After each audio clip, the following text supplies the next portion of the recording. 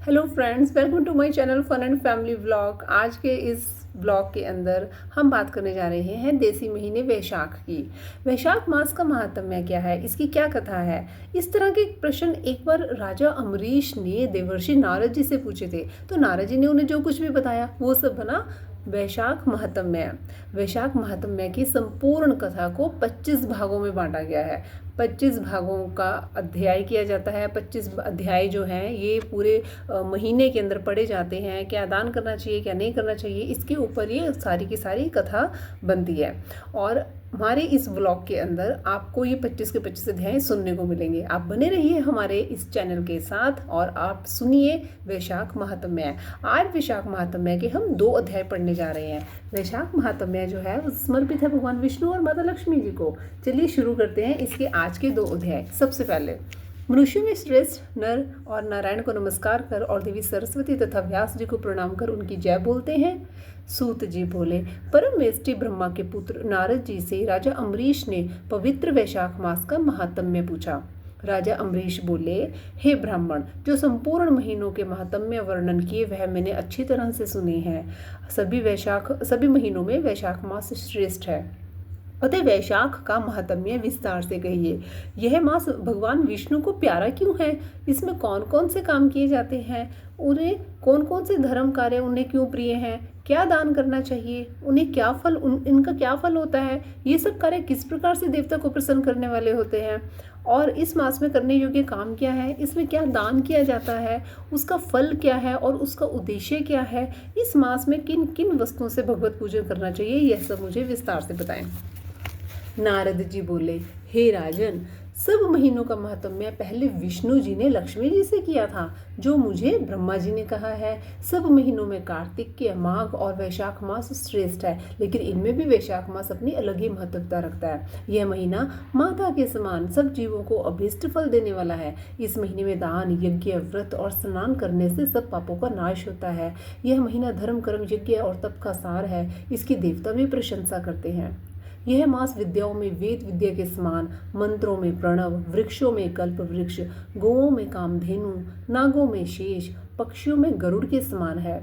मित्रों में भार्य, प्रिय वस्तुओं में प्राण, नदियों में गंगा के समान, तेजस्वियों में सूर्य के समान, शास्त्रों में चक्र, धातुओं में स्वर्ण, वैष्णवों में शिवजी के समान, रत्नों में कौस्तुभ मणि के समान। धर्म के लिए सब में उत्पन्न करने वाला कोई और महीना नहीं है। यह सिर्फ एक वैशाख महीना है। मेष की संक्रांति वैशाख मास में सूर्योदय से पहले जो मनुष्य स्नान करता है उससे विष्णु भगवान लक्ष्मी जी सहित अत्यंत प्रसन्न होते हैं। जैसे अन्न से सब प्राणी प्रसन्न होते हैं, वैसे ही वैशाख स्नान से निस्संदेह भगवान विष्णु प्रसन्न होते हैं। वैशाख स्नान करने वाले मनुष्य और जो उसका अनुमोदन करता है वह भी सब पापों से छूटकर विष्णु लोक में जाता है।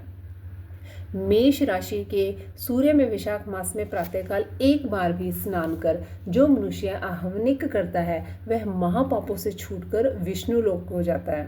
वैशाख मास में स्नान करने के लिए जो मनुष्य एक पग भी चलता है उसे 10,000 अश्वमेध यज्ञ करने का फल मिलता है।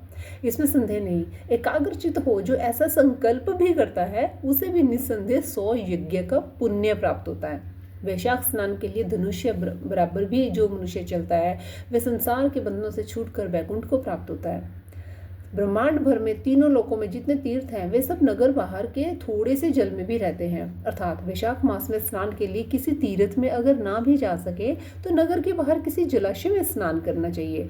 यम की आज्ञा से शास्त्रों में लिखे पाप उसी समय तक गरजते हैं जब तक मनुष्य वैशाख स्नान नहीं करता। हे राजन, विष्णु भगवान की आज्ञा से वैशाख मास में तीर्थादि के अधिष्ठान देवता सूर्योदय से 6 घड़ी तक जल के बाहर मनुष्यों के हित के लिए ठहरते हैं।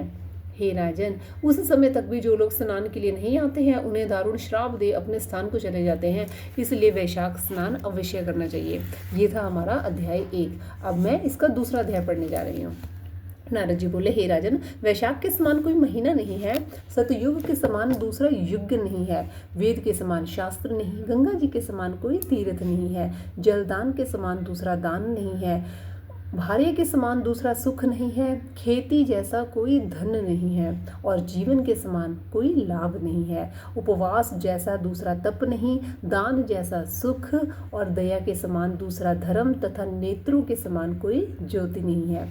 भोजन के समान कोई तृप्ति, खेती के समान कोई व्यापार, धर्म के समान कोई हितकारी मित्र नहीं, और सत्य के समान कोई यश नहीं है।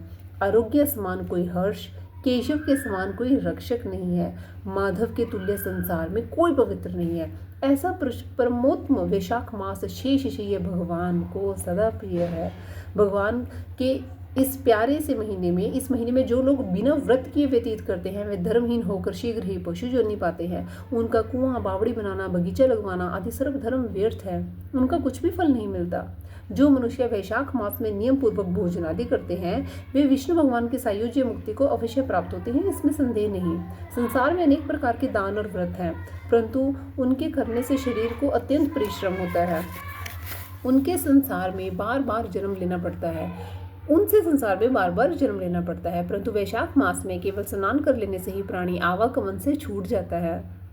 संपूर्ण तीर्थों में स्नान करने से जो फल मिलता है, सब दान करने से जो पुण्य होता है, जिससे जल दान करने की सामर्थ्य ना हो वे ऐश्वर्य की इच्छा करने वाले दूसरों से कहकर जल दान कराएं, यह कर्म भी सब दानों से अधिक है। यानी कि अगर आप जल दान नहीं भी करते हैं, अगर आप किसी दूसरे को प्रेरित भी करते हैं तो भी आपको उसका फल मिलता है। तराजू के एक पलड़े में सब प्रकार के दान और दूसरे पलड़े में जलदान रखकर तोलें तो जलदान ही भारी होगा। जो यात्रियों के लिए प्याऊ लगवाकर जलदान करता है वह करोड़ों कुल का उद्धार कर विष्णु लोक को जाता है। हे राजन, प्याऊ लगाने से देवता, पितर और ऋषि सब निसंदेह अत्यंत प्रसन्न होते हैं। जो प्याऊ लगा थके हुए यात्रियों को संतुष्ट करता है उससे ब्रह्मा, विष्णु और शिव सब देवता प्रसन्न होते हैं। जो जल की इच्छा हो तो जल दान करे, छाया की इच्छा हो तो छतरी दे। जितने दान बताए हैं उनमें जल दान, छत्र दान और पंखा दान सब में उत्तम है। इनका दान ही वैशाख में अवश्य करना चाहिए। जो वैशाख के महीने में कुटुंबी ब्राह्मण को जल से भरा घड़ा नहीं देता वह चातक की योनि पाता है। जो प्यासे महात्मा को शीतल जल पिलाता है उसे 100 राज्य सूर्य यज्ञ करने का फल मिलता है। जो धूप, परिश्रम और पसीने से व्याकुल ब्राह्मण को पंखे से हवा करता है वह सब पापों से रहित हो गरुण के समान हो जाता है।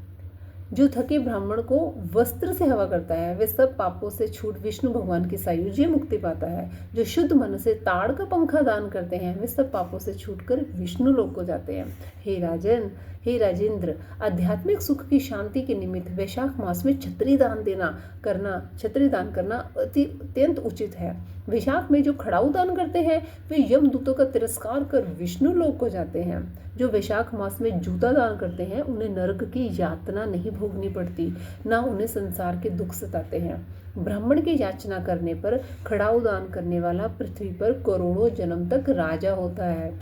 जो मार्ग में श्रम को दूर करने के लिए स्थान बनवाता है उनका फल वर्णन करने में तो ब्रह्मा भी असमर्थ है।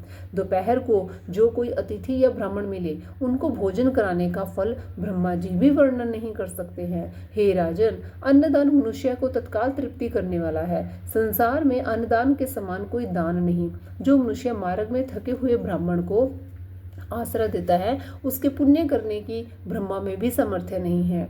भूखे मनुष्य को स्त्री, पुत्र, घर, वस्त्र, अलंकार, आभूषण कुछ भी अच्छे नहीं लगते हैं। पेट भरने पर ही सब अच्छे लगते हैं। इसलिए अन्नदान के समान ना कुछ हुआ ना आगे होगा। त्रिलोकी में सब अन्न की ही प्रशंसा करते हैं। माता पिता तो केवल जन्म देते हैं, परंतु पंडित लोग संसार में अन्न के दानी को ही पिता कहते हैं। हे राजन, अन्नदाता में सब धर्म निवास करते हैं। तो इस तरह से हमारा आज दूसरा अध्याय भी संपन्न हुआ। आज हमने वैशाख मास के 2 महात्म में 2 अध्याय जो है वो हमने समाप्त किए हैं, संपूर्ण किए हैं। आप बाकी के अध्याय सुनने के लिए हमारे चैनल के साथ बने रहिए। आपको हमारी ये वीडियो आज की अच्छी लगी हो तो इस चैनल को लाइक कीजिए, सब्सक्राइब कीजिए और इसको ज़्यादा से ज़्यादा अपने फ्रेंड्स के साथ शेयर कीजिए ताकि बाकी के लोग भी वैशाख मास का महात्म्य सुन सके। धन्यवाद।